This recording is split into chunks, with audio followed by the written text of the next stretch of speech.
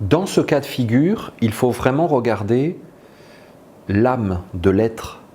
Tu vois, l'être est complètement animé par la vie collective de son peuple, de son pays, donc de ses gouvernants. Si demain ces gouvernants proclamaient que seule l'homéopathie est valable et serait remboursée, eh bien ils se mettraient à se faire soigner parce que bien sûr il y aurait une campagne médiatique bien organisée, ils se mettraient à se faire soigner par l'homéopathie, ils trouveraient ça formidable. Tu comprends ? On lui dit le sida, le virus VIH, c'est une grande cause nationale, il faut absolument lutter contre, il faut faire attention. Eh bien, il va plonger dedans, tout d'un coup, ça va être autre chose. En ce moment, c'est quoi je ne sais pas, il faut qu'il y ait trois options de sexe sur un passeport, féminin, masculin, autre. Parce que c'est une grande cause nationale, parce que c'est important, parce qu'il faut le défendre, parce que c'est le progrès. Eh bien, il va prendre cette idée et, sans nécessairement l'évaluer réellement dans tous ses impacts et ses conséquences à long terme, va se mettre à la... Tu vois, il est comme constamment alimenté, animé, par les mouvements généraux qui font bouger la société dans laquelle il évolue, et il peut même avoir de la satisfaction à se sentir dans le vent.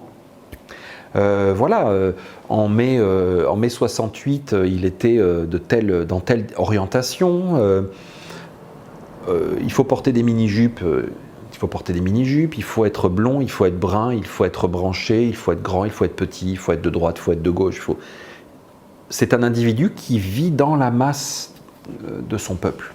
Donc, sa destinée n'est pas réellement individuelle. Il a une destinée qui est très largement collective et il fait partie très largement d'une masse, d'une collectivité.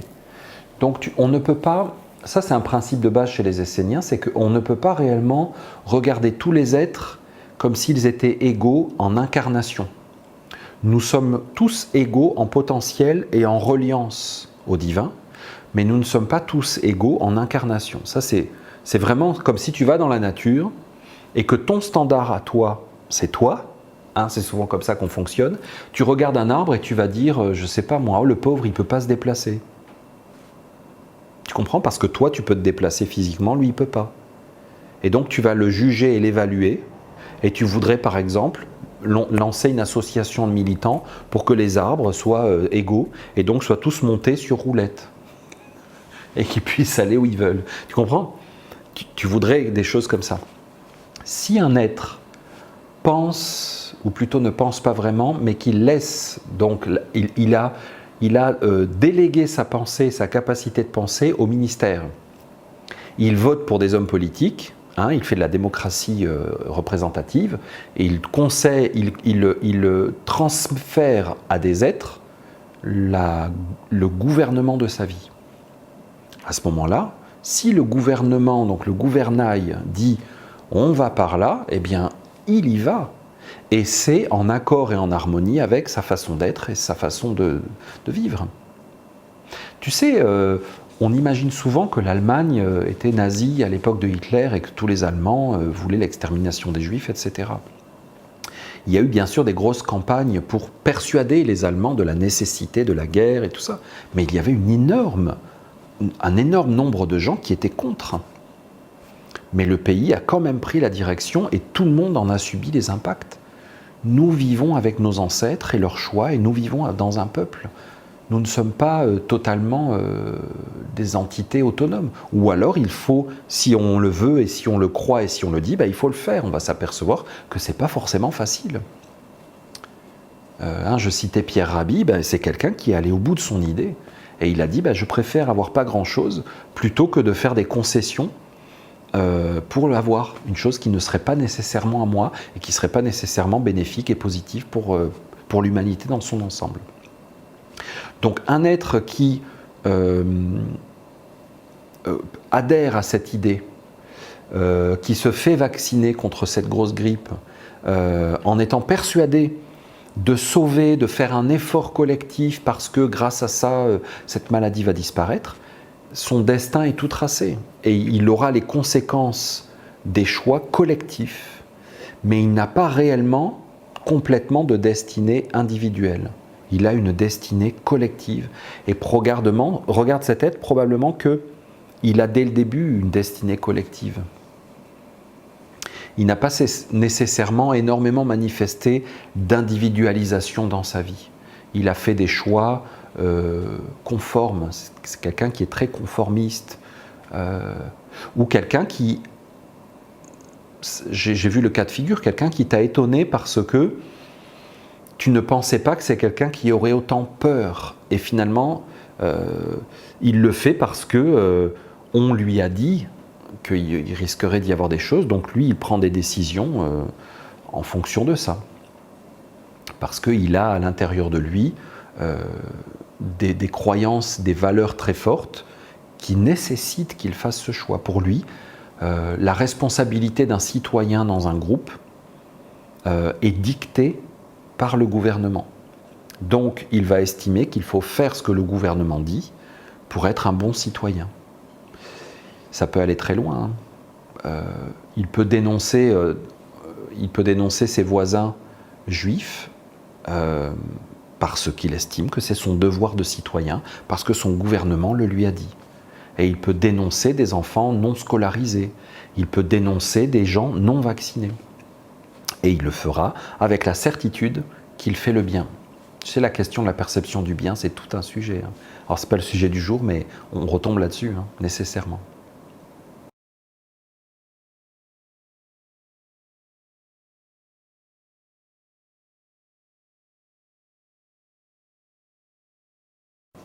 Je sais que en spiritualité, on entend dire parfois, on parle de la peur, la peur. Je pense que la peur en soi n'existe pas réellement, parce que c'est un petit peu comme si tu parlais de l'influx nerveux, et que tu parles de l'influx nerveux en soi. En soi, la peur est une énergie qui se place entre deux choses, et on pourrait peut-être comparer ça à une répulsion. Tu vois, tu as l'attraction et la répulsion. Donc c'est une des grandes forces du cosmos tout entier, centrifuge, centripète, d'accord ? Donc la peur en soi ne peut pas être identifiée, discutée et nommée comme une chose absolue. Elle est nécessairement décrite par ces deux pôles qui la constituent. La répulsion entre une chose et une autre. Donc un éloignement. Si tu décris un éloignement, un processus d'éloignement ou une force qui empêche le rapprochement, tu es obligé, en fait elle n'existe pas, elle est entre les deux, donc tu dois décrire les deux pôles.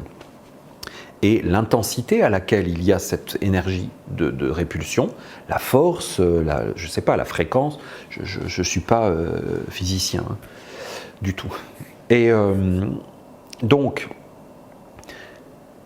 quelle est la différence du coup entre un chien qui a peur de toi alors que tu veux lui le caresser, le donner à manger, et un chien qui a peur de toi parce que tu as un bâton et qu'effectivement tu lui tends un piège? Ça n'a rien à voir. Tu ne peux pas dire que c'est la peur en soi. Il y en a un qui est éveillé et qui a du pif, qui a du flair. Et il y en a un qui est enfermé dans un traumatisme passé, une croyance, et qui la projette avec tout ce qui l'entoure parce qu'il a peur même de ce qui est bon pour lui. Tu comprends ? C'est vraiment très très différent. Donc, un être qui est persuadé que grâce à la vaccination, on a éradiqué la poliomyélite. C'est vrai ou c'est pas vrai ?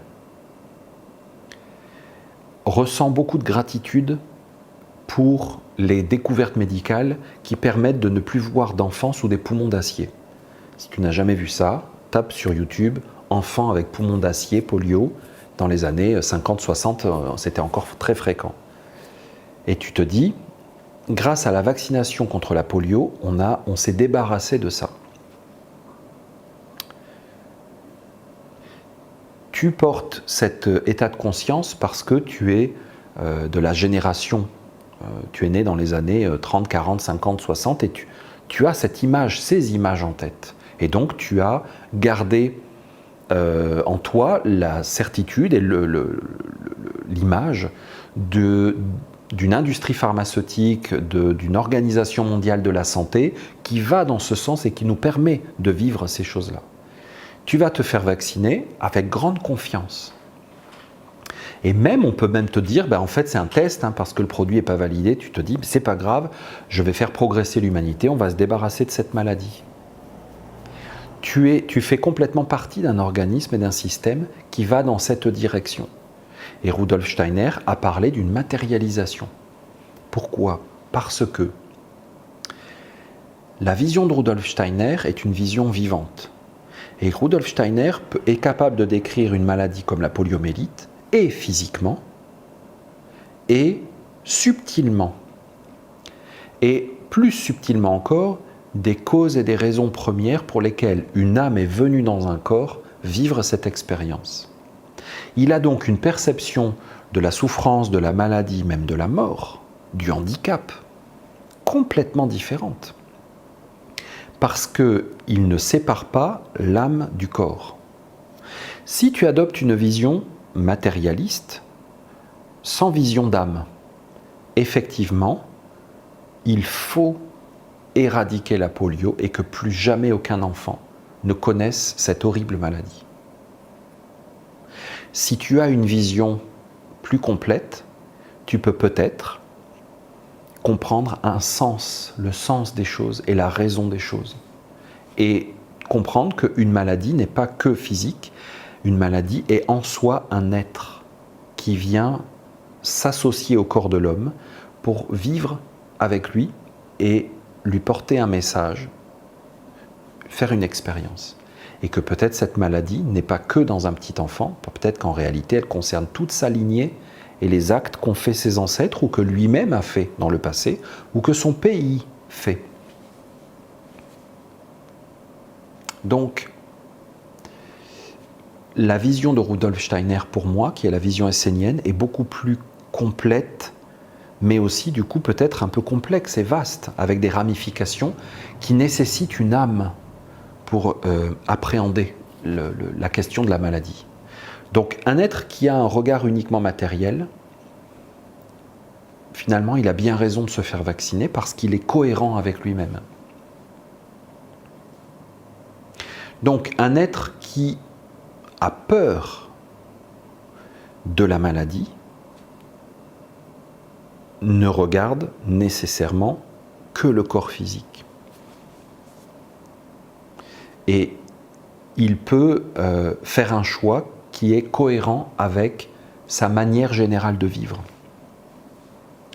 Quelqu'un qui a peur, mais dans le sens d'avoir une répulsion du vaccin, parce que c'est en phase expérimentale par exemple, ou parce que de manière générale il a une méfiance de l'industrie pharmaceutique avec ses véritables intérêts, pour moi n'est pas du tout dans le même cas de figure.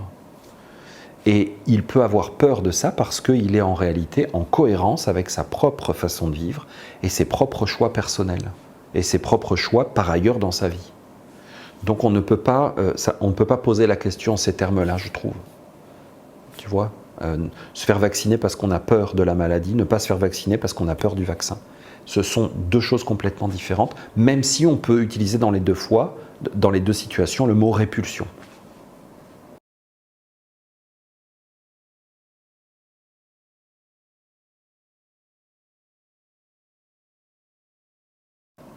Tu vois, une personne que je connais très bien m'a dit récemment « Moi, je me suis fait vacciner pour acheter ma liberté ». Si Rudolf Steiner entendait ça, il serait très excité à l'idée de faire une série de conférences sur cette idée parce que la liberté a été un de ses grands sujets. Il en a parlé très jeune, il a étudié la philosophie, les différentes idées philosophiques sur la liberté, parce qu'en réalité, c'était le sens de sa mission énormément, c'était de permettre encore un choix pour l'humanité, alors qu'elle avait de moins en moins de choix à cause des choix précédents qu'elle avait faits. Tu sais, c'est une histoire comment dire, même en physique mécanique, où à un moment donné, tu n'as pas le choix. Si tu as lancé une pierre, elle va retomber. là on n'est plus dans la philo, hein. Une fois qu'on a fait des actions et on a fait des choix de vie, on a pris des orientations, nous ou nos ancêtres. Le fait est qu'on a de moins en moins de choix, ou qu'au contraire, on a des choix qui sont prédéterminés, tu vois. Donc, avoir le choix ou ne pas avoir le choix, c'est tout un sujet. Alors j'aimerais beaucoup faire une série de conférences, moi aussi, sur le thème de la liberté, mais ça nous pose cette question-là. C'est quoi avoir le choix ?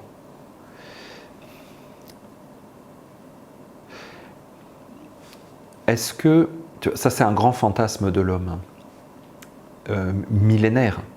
Est-ce qu'un renard a le choix d'être un renard ou un aigle ? Est-ce qu'un framboisier a le choix d'être un cocotier ? Est-ce qu'une goutte d'eau a le choix de se transformer en flocon de neige ? Bon, donne-moi un exemple dans la nature de quelque chose qui a un choix fondamental. Maintenant, regarde l'homme. Et regarde les choix possibles pour l'homme. Ça ouvre tout un champ d'expérimentation et de réflexion. Mais essaye de le ramener à ta propre vie, à toi. Repense à des amis que tu avais à l'école quand tu étais jeune. Peut-être il y en a certains, tu sais ce qu'ils sont devenus avec les années. Et demande-toi quelle a été leur vraie latitude de choix, l'amplitude de leur choix, des possibles. Tu vas t'apercevoir que finalement, le nombre de situations dans lesquelles nous avons eu le choix réel n'est pas si nombreux. Dans beaucoup de cas, le choix s'est fait de lui-même parce que, par un ensemble de décisions, d'attitudes, de comportements hérités notamment, d'éducation, de circonstances extérieures, notre choix s'est énormément rétréci. Et finalement, le choix final, très souvent, il s'est imposé de lui-même. Tu as compris avec ce que j'ai décrit, avec la prophétie et toute la profondeur que Rudolf Steiner nous ouvre avec cette explication de l'éthérique, de l'âme, du corps physique. Tu as compris que une liberté n'est pas qu'une expérience instantanée dans le corps physique. Je comprends que quand on est dans des mondes plus subtils d'énergie, on a effectivement beaucoup plus de choix. Par exemple, si tu as l'habitude de méditer, si tu as l'habitude de travailler sur toi, tu as remarqué à quel point tu as beaucoup de pouvoir sur ton état intérieur. Tu peux changer ton état intérieur et tu peux, au lieu d'être dans la tristesse, le découragement, la dépression, tu peux choisir d'expérimenter et de vivre avec joie, avec enthousiasme, avec lumière à l'intérieur. Tu peux avoir beaucoup d'actions sur tes états intérieurs et donc par ricochet, par conséquence, modifier ton attitude et tes gestes et tes paroles et tes comportements. Par contre, pour ce qui est du corps physique, tu vois que les choses sont énormément prédéterminées. Je n'ai personnellement jamais vu quelqu'un se faire repousser un doigt. Tu vois, alors, on veut absolument aller jusque-là en disant j'avais une tumeur cancéreuse et par la visualisation, j'ai réussi à la faire rétrécir et aujourd'hui, par exemple, je n'ai plus de cancer. On cherche des exemples comme ça. Moi, je pense que ce qui est du corps physique est quand même beaucoup plus difficile, beaucoup plus long ou quasiment impossible à faire changer. Et je ne suis pas certain que ce soit le but. Tu vois, si je veux boire, je vais me pencher pour prendre cette tasse. Je ne vais pas me concentrer pour qu'elle vienne jusqu'à moi. Il faut dans chaque monde agir selon ce qui correspond. Donc, vous avez été nombreux à me parler, à m'écrire pour savoir, j'ai pas le choix que de me faire vacciner, donc j'ai le choix, j'ai pas le choix, est-ce que je me fais vacciner puisque finalement j'ai pas le choix. Si tu vis dans des circonstances que tu as organisé ta vie dans son ensemble, dans un environnement qui fait qu'aujourd'hui, par exemple, ton patron t'a dit écoute, si tu veux venir travailler demain, tu dois être vacciné pour telle maladie. c'est l'ensemble de la construction de ta vie qu'il faut regarder, je trouve. Il ne faut pas se concentrer sur simplement ce qui est un détail de l'ensemble du paysage de ta vie. Oui, mais moi je voulais ne pas me faire vacciner. Ben alors, comment ça se fait que tu sois dans une situation où finalement tu te dises mais je n'ai plus le choix? Si tu n'as pas le choix pour ça, pour la vaccination, c'est que déjà tu n'as pas le choix pour beaucoup d'autres choses dans ta vie. Tu n'as plus le choix déjà. Est-ce que la liberté peut s'acheter? Si elle peut s'acheter, c'est qu'elle a un prix. Si le prix de ta liberté, c'est la vaccination, qui maîtrise et contrôle le prix de ta liberté? Qui fixe le cours de la liberté en bourse? Aujourd'hui, la liberté vaut 2 piqûres. Demain, il en faudra 3, après 4, 5, 6, 12, 24, 48.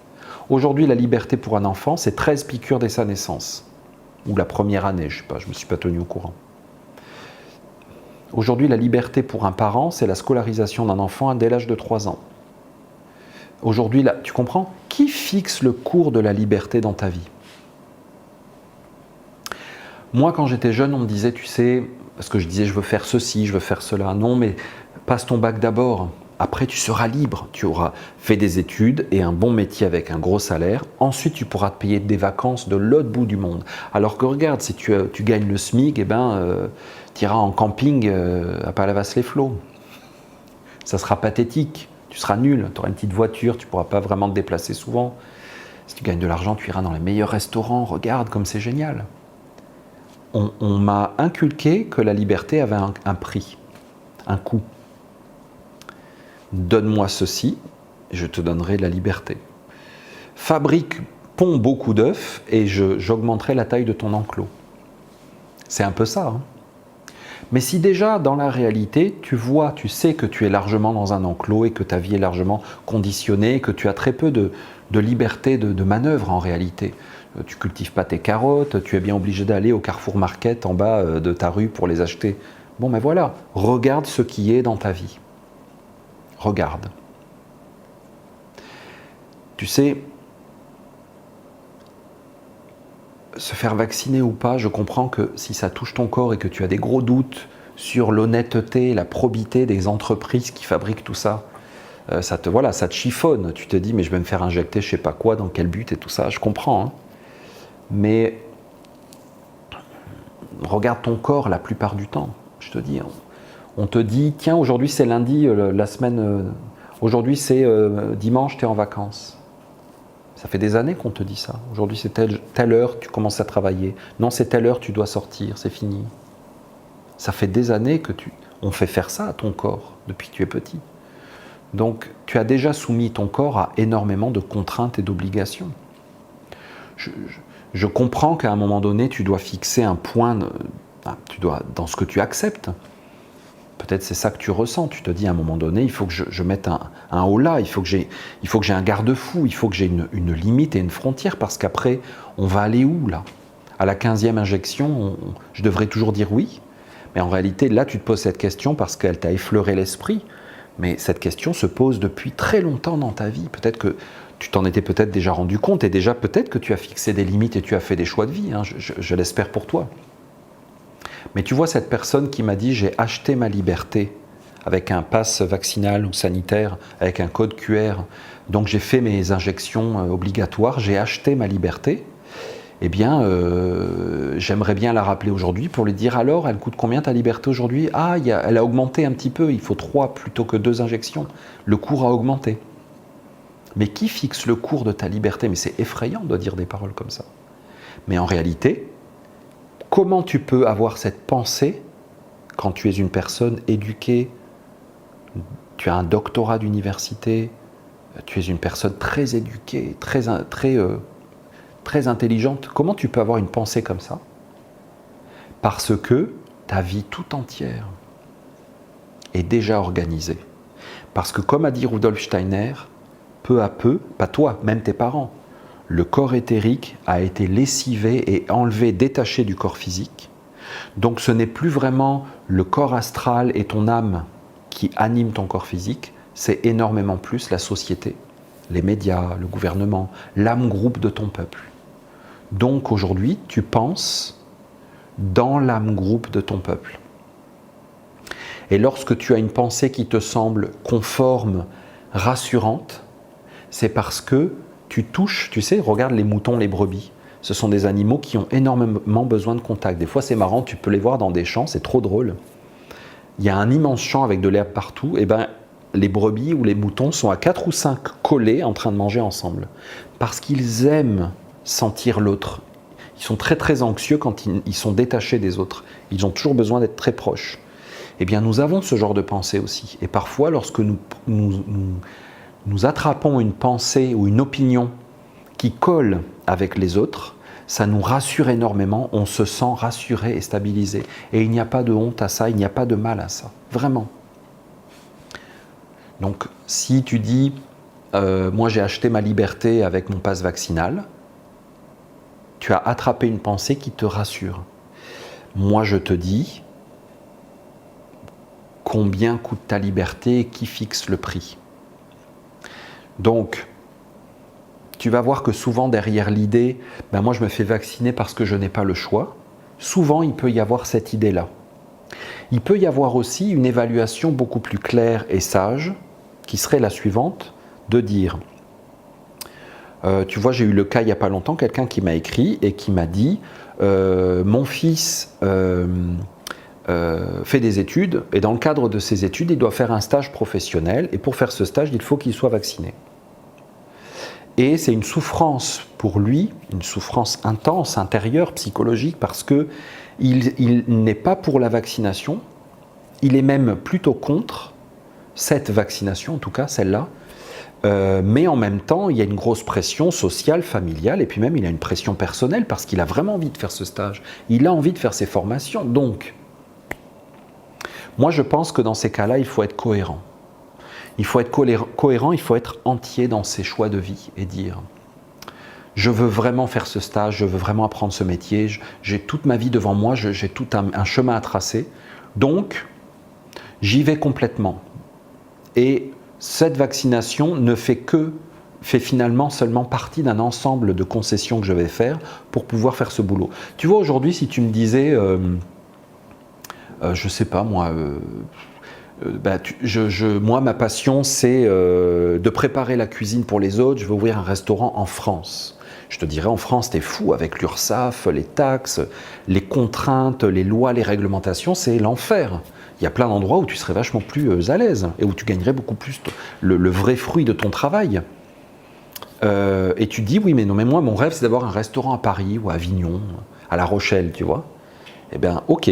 Si c'est ton rêve, et malgré les contraintes de cet environnement de travail, de réglementation et tout, fais-le et joue les règles du jeu. Tu te dis, ok, je ne vais gagner que peu d'argent par rapport au travail que je fournis, je vais avoir vachement de contraintes, mais fais-le, va au bout. Et au moins, tu te diras, eh bien, j'ai un restaurant à Paris, comme j'en ai toujours rêvé. Fais-le complètement, sois cohérent, et du coup, arrête de regarder ce qui est de l'abus, ce qui est de la manipulation et tout ça. Joue les règles du jeu. Je pense qu'à un moment donné, il faut être cohérent, il faut savoir ce qu'on veut. Si ton désir et ton rêve d'avoir un resto et de pouvoir cuisiner pour les gens à Paris, je prends un exemple, hein, est plus important que le reste, tu regardes dans la hiérarchie de tes priorités intérieures et de ce qui va t'apporter du plaisir, de la joie, un sentiment d'accomplissement, eh bien si c'est plus important que le reste, fais-le, sois cohérent. Alors après, peut-être que tu comprends par exemple, si tu me dis je dois me faire vacciner parce que je n'ai pas le choix, je te dirais d'accord. De toute façon, moi je n'ai pas à te dire si tu dois te faire vacciner ou pas, je m'en fous, mais alors complètement. Pour moi, il y a plein de trucs beaucoup plus importants dans la vie. Hein. Mais je te dirais, voilà mon conseil. Est-ce que, je reprends l'exemple du restaurant, voilà, pour bosser au restaurant, j'ai pas le choix, il faut que je sois vacciné, d'accord. Mais est-ce que tu n'as pas le choix que de bosser au restaurant? Est-ce que c'est vraiment ce qui t'apporte le plus de joie, de plaisir? Est-ce que tu n'as pas le choix que d'accomplir ta destinée, ton rêve de travailler dans un restaurant? Oui, je n'ai pas le choix parce que c'est vraiment ce que je veux faire dans la vie. Tu comprends? Donc, c'est pas la vaccination dont tu n'as pas le choix. C'est de bosser dans un restaurant. Tu n'as pas le choix parce que tu es fait pour ça et tu veux bosser là. Si tu me dis, j'ai pas le choix, je dois me faire vacciner parce que je suis secrétaire ou je suis prof dans une école, moi je vais te poser la question, pose-toi la question, fais cet exercice. Est-ce que je n'ai pas le choix que d'être prof? Est-ce que c'est vraiment ce qui m'épanouit le plus dans ma vie, ce qui est le plus génial, ce qui me fait le plus plaisir, ou d'après les autres circonstances de ma vie, ce pourquoi j'ai pas le choix, voilà, pour x, y raison, peu importe, j'ai pas le choix que d'être prof. Si tu n'as pas le choix que d'être prof, et que pour être prof, il faut être vacciné, mais vaccine-toi, tu t'en fous, parce que en priorité, en hiérarchie, tu dois placer au sommet ce pourquoi tu n'as pas le choix.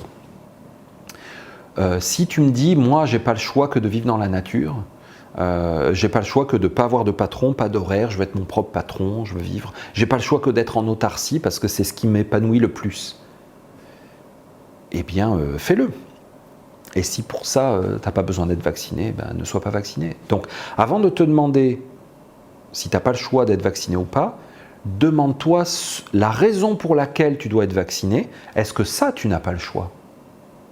Si tu n'as pas le choix, eh bien fais-le. C'est un détail. Ce qui te possède réellement, c'est la raison supérieure dans ta vie. Oui, j'ai un boulot de merde, je travaille dans un entrepôt 15 heures par jour, je suis payé au lance-pierre, c'est horrible, mais j'ai pas le choix. Parce que, je sais pas, moi je dois payer la pension alimentaire, parce que je suis mère au foyer, pas mère au foyer, je suis mère seule, célibataire, et il faut absolument que je fasse bouillir la marmite, puis j'ai pas le choix, c'est le seul boulot que j'ai, dans la région où je suis, et je peux pas quitter. Tu comprends? Si tu évalues l'ensemble des circonstances de ta vie, et que tu n'as pas le choix de faire ça, mais alors c'est ça le truc pour lequel tu n'as pas le choix. Finalement, la vaccination ou pas n'est qu'un détail là-dedans. Donc ne t'énerve pas avec. Par contre, je vais te donner un petit truc. Il existe des médecins homéopathes qui peuvent peut-être te proposer des formules homéopathiques de détoxification des substances indésirables qu'il peut y avoir dans les vaccins. Il y a des méthodes aussi qui existent, qui fonctionnent très bien avec du charbon activé et avec de l'argile. Renseigne-toi, ça existe. Ça te permet d'absorber les éléments indésirables potentiellement dans tous les vaccins. C'est valable pour tous les vaccins d'ailleurs. Hein. Moi, ça serait mon choix, tu vois, ça serait mon option. Si je prendrais d'abord le temps de bien me poser en me disant finalement, pourquoi j'ai pas le choix? Est-ce que c'est pour le vaccin que j'ai pas le choix? Ou est-ce que c'est pour ce qui nécessite officiellement le vaccin? Voilà. Voilà. Bon, en tout cas, j'ai pris suffisamment d'exemples, je pense que ma réponse est claire.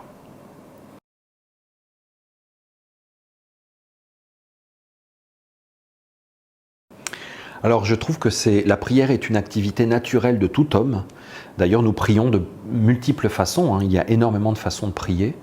Moi par exemple, si je voulais prier pour ne pas avoir à connaître la faim et la misère pour ma famille, je prierais à genoux dans un champ en train de planter des patates. Ça serait ma prière. Plutôt que d'espérer que des choses viennent comme ça ou que je sois victime du hasard. Je m'organiserais concrètement pour avoir toujours quelque chose dans mon garde-manger pour ma famille. Donc si tu te fais vacciner en te disant après je vais utiliser la pensée, la visualisation, la prière pour ne pas avoir les effets négatifs. Comme j'ai pris l'exemple assez trivial du champ de patates, mais c'est vraiment important. C'est-à-dire que nous avons plusieurs capacités d'action. Et nous sommes créés de telle façon que nous avons par exemple une capacité d'action par la pensée. Mais la pensée agit dans le domaine de la pensée. La pensée n'agit pas pour déplacer la tasse. Peut-être que si je dégageais une énergie spirituelle assez puissante, je pourrais dégager cet objet sans le bouger. Mais je ne vois vraiment pas l'intérêt. Nous avons des organes, des corps, des outils, pour agir à différents niveaux de notre être. Tu vois par exemple, on trouve ça souvent, j'en parlerai dans la formation que je prépare sur le couple, on voit souvent, en tout cas dans le domaine de la spiritualité, des êtres qui ont une approche mentale pour modifier leurs sentiments et leur vie émotionnelle. Mais ce n'est pas le mental qui doit modifier l'émotionnel. C'est le cœur est son propre organe dans son propre monde, dans sa propre strate, dans son propre niveau d'existence. Le désir agit au niveau du désir. Donc, si tu as été te faire vacciner et qu'après tu me dis mais je vais faire des prières pour enlever les effets négatifs,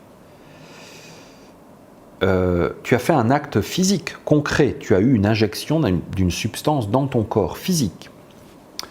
Donc, en quoi la prière va agir sur le physique puisque tu as déjà fait une injection?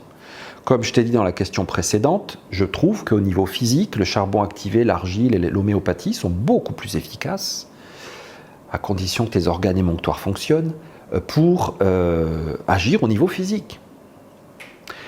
Si par exemple, tu te rends compte que tu t'es fait vacciner, et aujourd'hui quand tu médites, tu réfléchis sur cet acte que tu as fait, tu te dis, en fait je me suis fait vacciner mais je n'étais pas dans la sérénité, je n'étais pas dans la décision calme.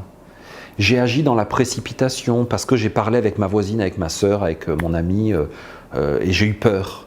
J'ai eu peur et vite je suis allé me faire vacciner. Et aujourd'hui, je réalise que cette peur était infondée, que ce n'était pas vraiment moi.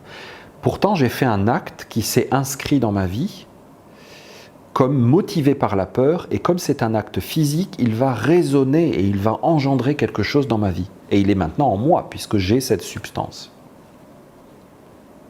Alors je te conseillerais de méditer et de prier pour éviter ce genre de choses et pour toujours te rappeler de la nécessité de ne pas agir dans la précipitation sous un stimuli extérieur.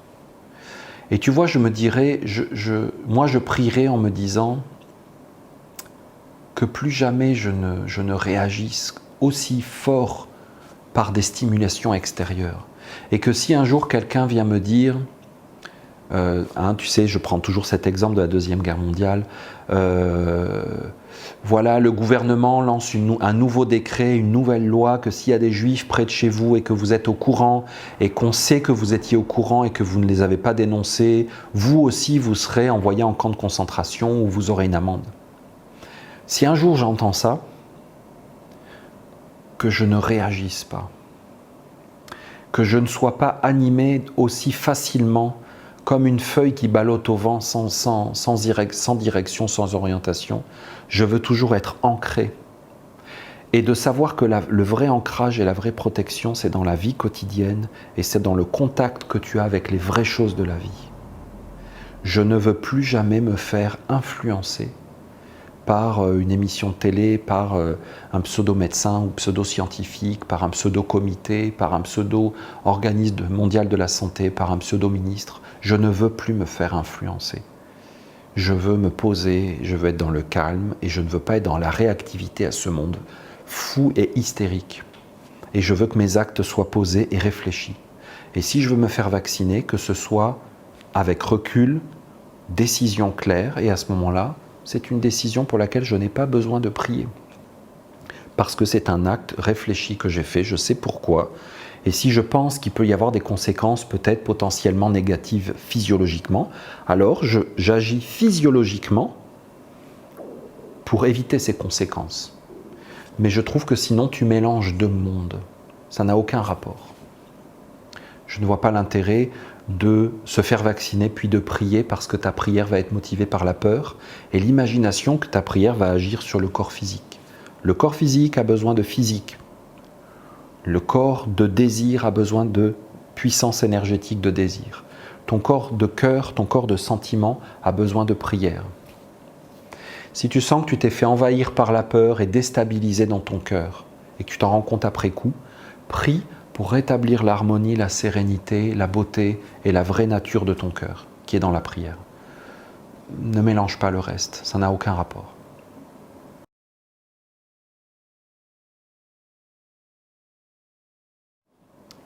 Alors cette question de transmutation, elle est très intéressante, mais elle est indissociable de la sagesse.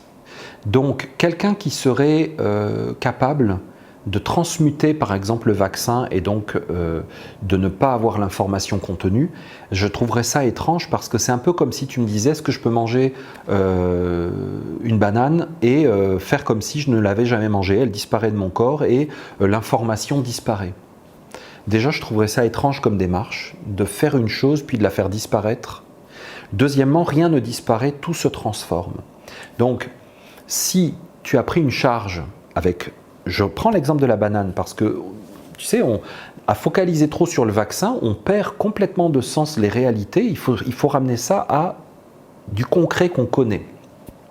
Tu manges une banane et tu voudrais la faire disparaître. Elle ne peut pas disparaître, donc nécessairement, la charge énergétique, l'énergie de la banane devrait être transférée sur quelqu'un. Donc, par exemple, si tu me dis, moi je me fais vacciner, mais je fais un travail énergétique et ça disparaît, je diffuse les effets négatifs du vaccin, mais il n'y a rien qui disparaît. Nécessairement, c'est transféré sur d'autres personnes. Et c'est quoi ton intention à travers tout ce processus? Tu es en train de me dire que tu veux faire une chose sans conséquences négatives, mais alors quelles sont les conséquences positives? Pourquoi tu fais ça? Quelle est ton attitude générale dans la vie? C'est ça. Tu vas me dire, moi, je fais des choses et après, j'élimine l'effet négatif. Donc, en réalité, tu es en train de charger des gens de ton karma pour vivre toi dans le bonheur et la lumière et l'inconscience. Mais, donc, c'est indissociable de la sagesse. C'est ce que je te disais, la vraie transmutation est indissociable de la sagesse. Parce que ça serait ton désir de manger une banane que tu devrais transmuter avant de manger la banane. Lorsque tu as fait un acte, tu dois aller au bout de la leçon et en faire quelque chose. Donc, la vaccination existe depuis très longtemps. Les multinationales existent depuis très longtemps. Il n'y a rien de nouveau sous le soleil. Il y a juste des masques qui tombent et nous qui sommes de plus en plus capables de voir les grosses ficelles de cette farce. Okay. Donc, si aujourd'hui tu te fais vacciner, ne me parle pas de transmutation au milieu. Parce que ça veut dire que toi-même, tu joues le jeu et tu adhères à ces idées et jusqu'à faire l'acte d'injecter quelque chose dans ton corps. Donc, sois intègre et entier et cohérent. Si tu veux une banane, mais mange une banane, où est le problème? Tu vas me dire, le problème, c'est que dans ces produits chimiques, on ne sait pas exactement ce qu'il y a. C'est très très trouble, c'est expérimental. Ben alors pourquoi tu le fais? Pourquoi tu vas faire une chose pour soi-disant la transmuter après? Ça n'a pas de cohérence pour moi. Agis à chaque niveau.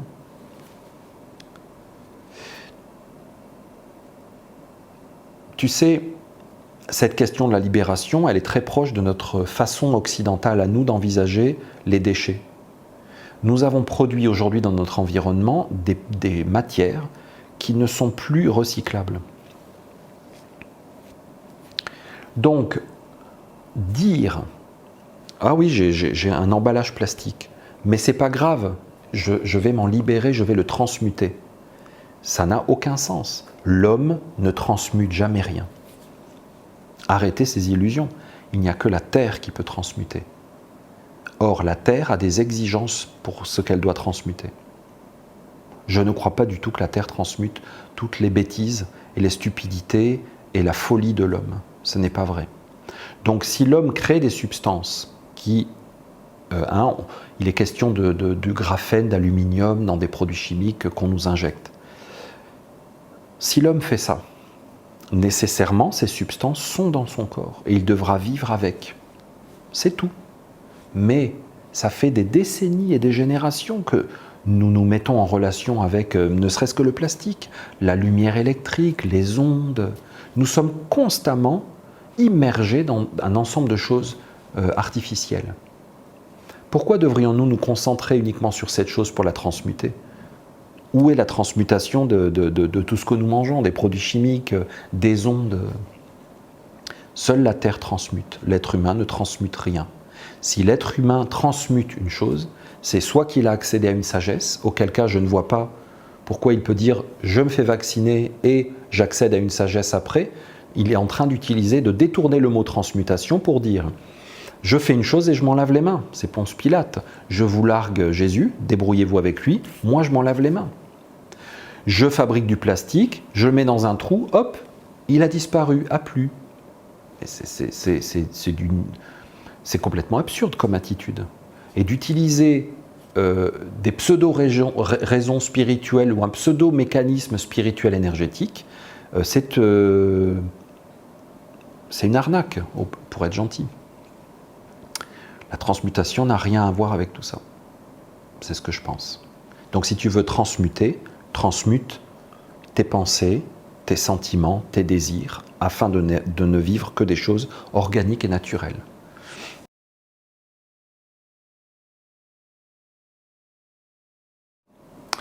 Alors cette question des processus de désincarnation d'une âme, je l'ai énormément abordé dans la formation Soins esséniens pour les âmes dans l'au-delà. Je vous conseille vraiment de la suivre, elle est géniale. Et il y a un énorme besoin de thérapie essénienne pour les âmes dans l'au-delà. On est énormément concentré sur nous, nos petits besoins, nos problèmes d'incarnation. Et je trouve que souvent on est très très réduit et puis très égocentré, malgré tout ce qu'on peut dire. Et je trouve que prendre soin des âmes dans l'au-delà, c'est un devoir fondamental de tous ceux qui se sentent des affinités avec la thérapie essénienne. Alors, mettons que quelqu'un se fait vacciner, puis finalement, peu de temps après, pour être poli, il décède. Est-ce que ça pourrait avoir un lien dans le sens qu'on pourrait dire, est-ce qu'une âme choisit de ne pas vivre avec un corps, avec toute cette substance qui lui a été injectée, auquel cas elle préfère finir son expérience d'incarnation parce qu'elle ne peut plus ou elle ne veut plus. Mais tu sais, vouloir et pouvoir, c'est des choses fondamentales de la vie. Vouloir et pouvoir. Nos désirs sont très souvent inconscients. Même lorsque nos désirs sont conscients, il peut y avoir des raisons cachées, même à nous-mêmes, dont nous sommes inconscients. Avec le temps, quand on réfléchit sur nos vies, on se rend compte que des fois, on a fait des choix consciemment pour une chose, mais finalement, il y avait autre chose de caché à l'intérieur, des injonctions, bon, en tout cas, il y a tout un processus qu'on connaît un petit peu en psychologie, mais on peut aller beaucoup plus loin avec le karma, avec les égrégores, les âmes groupes. Il y a des manipulations. Donc, vouloir, en pensant qu'une âme veut, et que donc ce qu'elle veut, c'est ça, mon Dieu, ça c'est du Disney, je veux dire, ça n'arrive que très rarement. Ce que ton âme veut, est-ce que d'ailleurs, toi, est-ce que tu sais ce que ton âme veut? Est-ce que tu fais souvent ce que ton âme veut? Est-ce que tu peux faire ce que ton âme veut? Pourquoi ça serait différent avec, dans un cas d'incarnation, désincarnation, vaccination? Beaucoup d'âmes ne peuvent pas vouloir, parce que la volonté d'une âme doit passer par un corps astral et un corps éthérique pour toucher le corps physique. C'est ce que nous décrit Rudolf Steiner dans sa description de l'anatomie subtile d'un homme avec l'anthroposophie. Donc, si le désir de ton âme doit passer par un corps astral, c'est-à-dire des influences de la nature, aujourd'hui nous vivons largement déconnectés de ça. Donc, ton âme peut moins s'exprimer et vouloir. Un corps éthérique qui vient de la Terre et qui est une puissance terrestre dont on est largement éloigné aujourd'hui par nos modes de vie.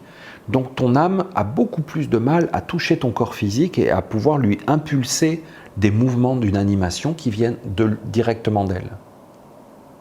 Donc ce que ton âme veut, tu vois par exemple, une personne est décédée quelques jours après avoir fait la vaccination, on pense que ça peut être potentiellement dû au vaccin, mais on ne sait pas et tout ça.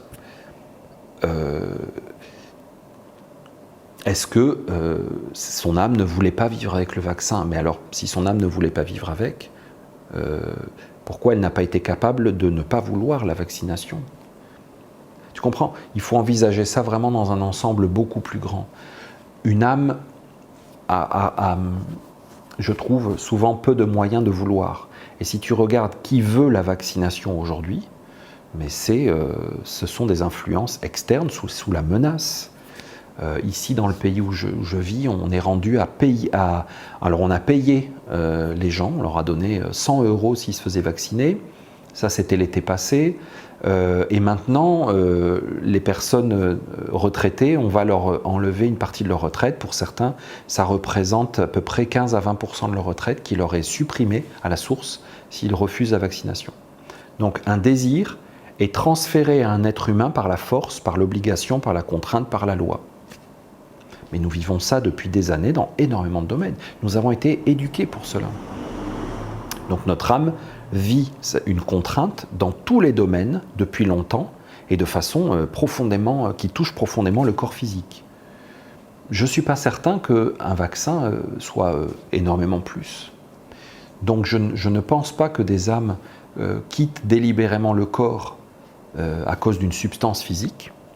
Je pense que ça fait partie d'un ensemble et que c'est le processus bien connu de la grenouille qui se met à bouillir dans la marmite et finalement elle ne se rend même pas compte. Donc je ne pense pas que même si on a varié d'un degré, donc nous on peut mesurer, on peut dire il y a un degré qui a été franchi, ça s'inscrit dans un processus de grenouille dans l'eau chaude.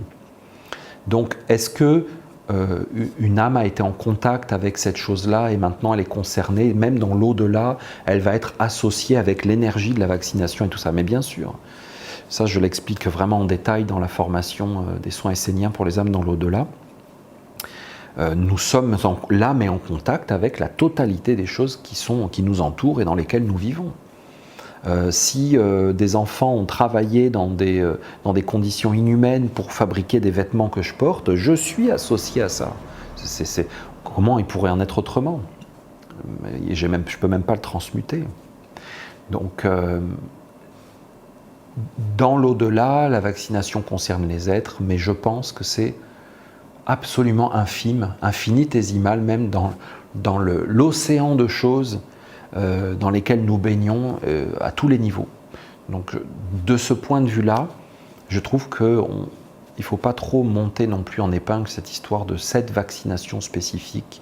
Elle est vraiment placée dans tout un ensemble de choses qui nous concernent et je pense que tu vois, par exemple, en tant qu'âme qui vit incarnée dans un corps et me préoccupant de l'au-delà, je devrais faire beaucoup plus attention des désirs qui m'animent, des sentiments qui animent mon cœur, des pensées qui traversent mon esprit. C'est beaucoup plus important que est-ce que j'ai reçu cette injection ou pas. C'est ce que je pense fondamentalement, vraiment.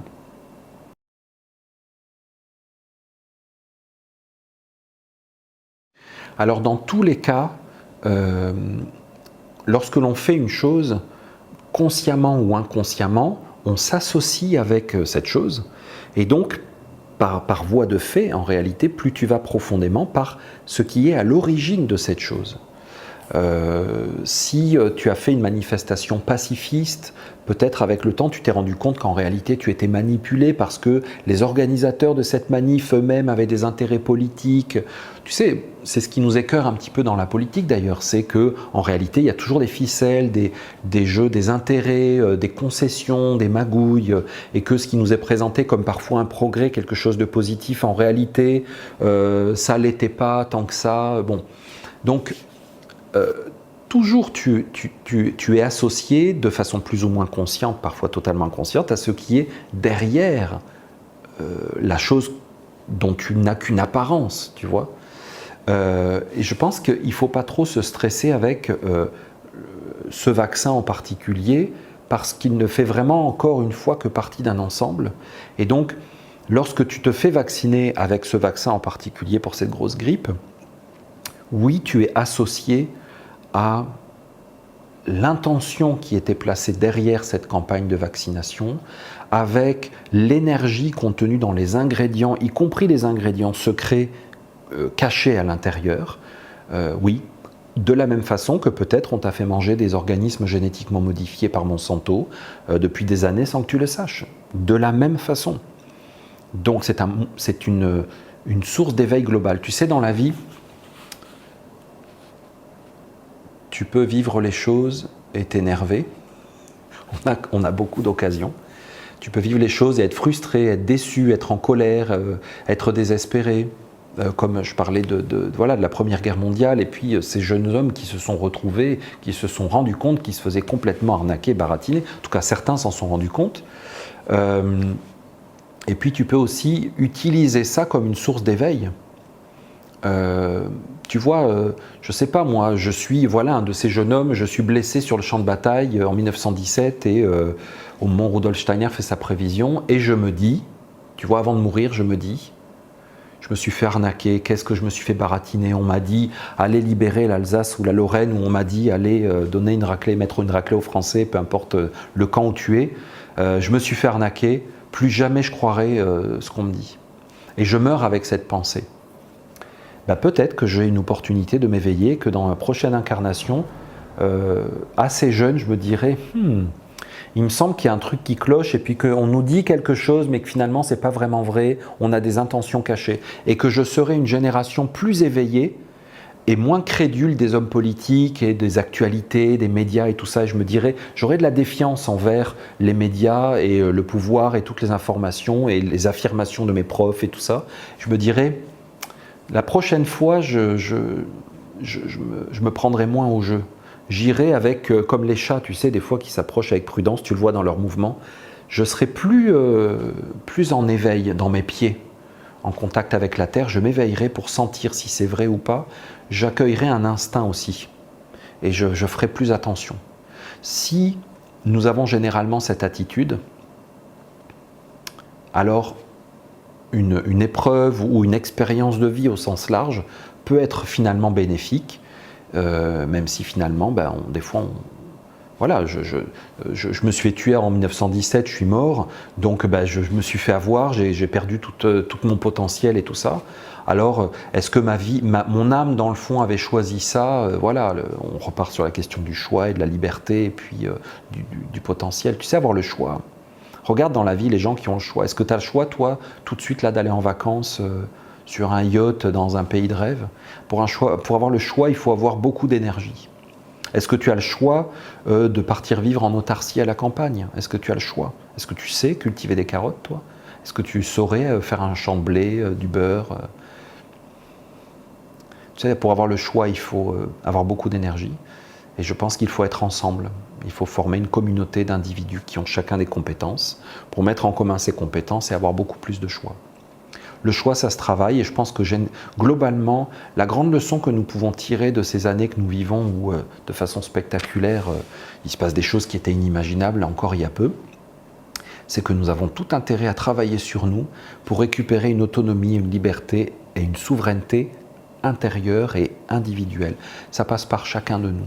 On ne peut pas demander aux autres d'être sages et souverains et gentils et bien intentionnés à notre place parce que nous, on est des pauvres andouilles complètement le nez au vent et qu'on n'a aucun discernement, aucune intuition, aucune sagesse, aucun contact avec la nature. On ne reçoit plus d'informations de notre âme, donc on n'a plus d'instinct de ce qui est juste pour nous. Donc on est obligé de tout déléguer à des êtres qui doivent prendre soin de nous. Ça, c'est de l'élevage de batterie, je trouve. C'est de l'élevage tout court, ça peut être bio, mais ça revient au même. Donc voilà ce que j'avais à partager. Je ne sais pas si j'ai fait le tour des questions, mais globalement quand même, les questions se plaçaient à peu près dans ces cases-là. Voilà, vous comprenez que pour moi, tout ce qui survient dans la vie n'est qu'un rappel sans arrêt, pour te reprendre, pour travailler sur toi, pour te repositionner, pour t'enrichir, pour devenir plus sage. C'est pour ça que je fais ces partages sur YouTube, c'est pour ça que j'ai créé toutes ces formations que je vous propose sur la plateforme de formation. On travaille fort avec mon équipe pour vous proposer ça vraiment à un prix défiant toute concurrence. Je pense qu'aujourd'hui, n'importe qui peut se payer une formation à 33 €. Vraiment, je pense que c'est pour toutes les bourses. Travaillez sur vous, ne vous désespérez pas, ne vous résignez pas, il n'y a pas de fatalité. Vraiment, il ne faut pas être dans la désespérance et puis l'abandon et l'écœurement, même l'irritation et la colère. C'est stérile. Et je pense que même ce monde veut que nous entrions dans le désespoir et la colère et la frustration et l'abandon. C'est des coups à chaque fois qu'on nous donne pour qu'on renonce à notre dignité, notre humanité. Je pense que notre dignité, notre humanité sont dans la force et la liberté que nous avons de bâtir notre vie intérieure. Et si face à un être qui veut t'anéantir et te détruire, tu adoptes l'attitude de Jésus, je trouve qu'il est un magnifique exemple, bien que justement c'est un exemple un peu triste, un peu désespérant, la crucifixion et tout ça. Je pense qu'il y a là des grandes leçons à prendre et que nous devons utiliser la nuit qui peut venir à l'extérieur parfois dans certaines situations pour faire apparaître d'autant plus de la lumière à l'extérieur, à l'intérieur de nous, non pas pour que ce soit à l'extérieur pour éclairer, les gens qui viennent, qui veulent absolument te prêcher la bonne parole en te disant il faut te faire vacciner pour sauver l'humanité. Si ce n'est pas ta conviction, tu n'as pas nécessairement à les convaincre, laisse-les dans leur monde. Mais toi, bâtis ton monde intérieur, relie-toi et associe-toi avec des gens qui te ressemblent en valeur, en repères et en structure intérieure. Je travaille beaucoup pour essayer de te donner des outils pour reprendre ton pouvoir et récupérer ta capacité à te relier à ton âme, à ton corps éthérique, à ton corps astral, te récupérer. Et en cela, je suis un héritier de Rudolf Steiner et je veux vraiment continuer son œuvre. Nous le voulons, nous tous les Esséniens du monde, on travaille collectivement pour ça. Et je pense que si nous faisons de ce qui se passe en ce moment dans le monde une opportunité pour récupérer notre pouvoir intérieur, nous ressaisir, arrêter de laisser le monde dans les mains des êtres qui ne le mènent nulle part, au contraire qu'à la destruction et à l'abus, alors finalement nous aurons réussi à transmuter pour le coup quelque chose qui est vraiment de l'ordre du sombre en une opportunité. Nous préparons ce qui vient. Et d'ailleurs, je vais t'en parler bientôt avec les orientations et les conseils pour l'année 2022. Alors merci de m'avoir suivi très très longtemps. J'avais beaucoup de choses à partager parce que ça s'est accumulé au fil des mois. Et comme nous avons travaillé récemment très fort sur cette plateforme, j'ai moins préparé de vidéos, puis j'en ai moins fait sur YouTube au fur et à mesure de vos questions qui arrivaient. Donc je suis content d'avoir pu prendre le temps pour essayer d'aller un petit peu dans tous les aspects. Si tu veux en savoir plus sur tout ce que je sous-entends dans beaucoup de réponses. En fait, je ne fais pas de sous-entendu, je ne réponds pas à demi-mot. C'est que tout simplement, il faut beaucoup plus de temps pour développer chacun des points et chacune des explications, chacune des détails que je dis très rapidement dans ces réponses. Suis ces formations parce que vraiment, je donne tout avec beaucoup de clarté et je le donne, je pense, avec vraiment de la générosité, de la sincérité pour que ce soit accessible à tous. Alors, prends du temps et cultive-toi. Éduque-toi, rééduque-toi, récupère certains éléments qui pourront être utiles sur ton chemin en toute liberté, en toute autonomie. Et si j'ai pu participer à enrichir ton cheminement et ton apprentissage dans la vie, eh bien, j'aurai accompli ma mission sur la Terre. Alors dans tous les cas, merci de m'avoir suivi si longtemps. Partagez ces informations parce que je trouve qu'on manque un petit peu d'auteur et de recul dans ces discussions. Vous voyez des êtres qui font beaucoup d'investigations, qui dénoncent des faits, qui révèlent des conflits d'intérêts, des choses comme ça. C'est génial, c'est super intéressant parce que ça nous permet d'y voir plus clair dans ce qui se passe. Mais vous savez, une fois qu'on a fait tomber le rideau du théâtre du monde et qu'on comprend que les choses ne sont pas telles qu'elles sont et tout, voilà, on ne va pas passer toute notre vie non plus à sans arrêt dénoncer toutes ces choses-là. Il suffit de l'avoir vu une fois, de comprendre que nous sommes sur Terre pour travailler sur nous, à notre incarnation, à notre reliance, à nous, et que finalement les choses et les obstacles qui surviennent à l'extérieur n'ont pour but que de nous ramener au cas où nous étions un petit peu distraits en pensant « oh, finalement c'est génial ici », de nous ramener à l'intérieur en sachant que seul le réel créé par le divin est intéressant et que tout ce qui est fait par les hommes finalement souvent tourne au vinaigre et que c'est en collaborant avec le divin et la nature que nous pouvons faire la meilleure expérience d'incarnation et que c'est finalement le seul but que nous avons sur la Terre, je pense.